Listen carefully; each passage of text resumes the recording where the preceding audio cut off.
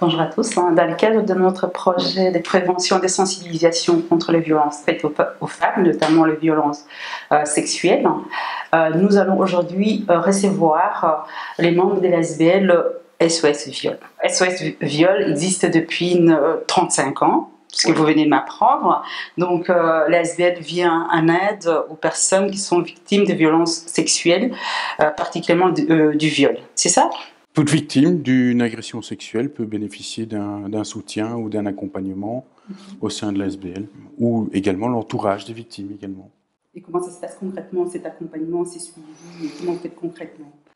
C'est assez simple en réalité, il suffit que la personne désireuse d'une aide prenne contact avec l'association, que ce soit par téléphone, par mail ou éventuellement même venir sur place et vienne un peu exposer ce qu'elle a besoin comme aide au moment où c'est nécessaire. Et puis une discussion peut s'entamer, on prend un rendez-vous et les choses se déploient de cette manière en tout cas. Qu'est-ce que vous proposez comme accompagnement ? Une personne, qu'est-ce que vous proposez comme, par exemple, l'accompagnement judiciaire, l'accompagnement par rapport aux démarches médicales, qu'est-ce que vous proposez concrètement ? En réalité, on a 3 types d'aides possibles.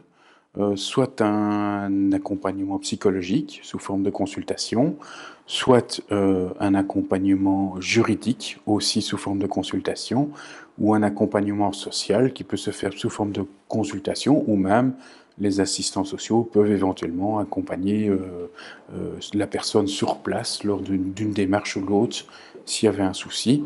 Et notre ligne téléphonique qui sert de permanence, d'information et de prise de rendez-vous éventuelle. Ok, ça va. Et par rapport à l'accompagnement médical, qu'est-ce que vous proposez aux personnes qui viennent vous voir ? Quel est votre public cible ? Quel type de personnes viennent vous voir ? Et combien, par exemple, en moyenne, que vous recevez ici chez vous par an ? C'est tout public adulte concerné par la problématique, que ce soit les victimes ou l'entourage. Et on entend par adulte, on commence à l'adolescence, à partir de 15-16 ans, jusqu'à plus d'âge, il n'y a pas de limite. Concernant l'enfance et la petite enfance, là, on relaie vers des structures vraiment spécialisées sur la petite enfance, telles que SOS Enfants, par exemple. De plus en plus de jeunes subissent des violences entre de jeunes couples. Et donc, je ne sais pas si par rapport à ces sujets-là, vous menez aussi des campagnes de sensibilisation dans les écoles. Oui. Qu'est-ce que vous faites concrètement ? On répond aux demandes, en fait. Et donc, si une école a envie d'organiser une thématique de quelques heures ou plus sur la problématique de l'agression sexuelle, eh bien, on répond sporadiquement et donc on vient avec un matériel pour animer, on passe des reportages et autres dans les écoles et on a un vrai travail de prévention, d'animation et on met en garde en tout cas sur les différents dangers possibles que les adolescents peuvent rencontrer lors de soirées ou autres avec des adultes ou même entre eux, quoi. Mm-hmm. J'aimerais bien en fait vous attendre par rapport aux personnes qui hésitent à venir vous voir, aux personnes qui se sentent un peu seules et qui n'osent pas, malgré le fait qu'elles sont victimes de violences sexuelles. Qu'est-ce que vous le conseillerez à ces personnes-là ? On ne force à rien et on ne pousse pas les gens à appeler, c'est plus qu'on se rend... Vous êtes là à l'écoute des personnes qui font une demande par rapport à leur situation. Voilà. En tout cas, il faut garantir que si les gens appellent, on prendra leur appel au sérieux. Merci beaucoup. Et vous ?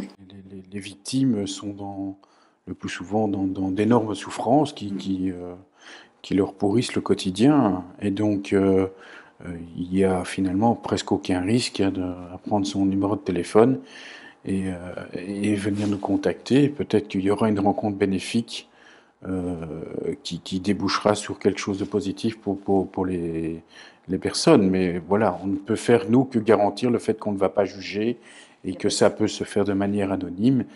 Après ça, c'est toujours un processus d'une rencontre d'une personne envers une autre, et c'est ça qui finalement peut être le plus plus soignant ou le plus thérapeutique.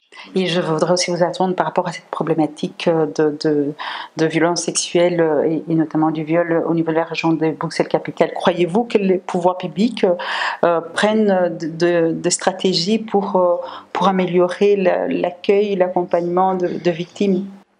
Mais je pense que voilà, c'est un réel problème. Les chiffres parlent d'eux-mêmes, puisqu'on est, d'après les statistiques policières, à plus ou moins entre 7 et 8 viols, enfin dépôts de plainte en tout cas au niveau de la police pour agression sexuelle par jour. Voilà, donc c'est un problème qui n'est pas à prendre à la légère. Et donc je pense qu'effectivement, si on veut résoudre ça, il faut se donner les moyens de pouvoir le faire. Et tout le monde peut améliorer, je pense, la manière dont on se préoccupe de ce problème-là, c'est sûr. Je vous remercie beaucoup pour votre disponibilité et à très vite. Merci. Merci à vous. Merci.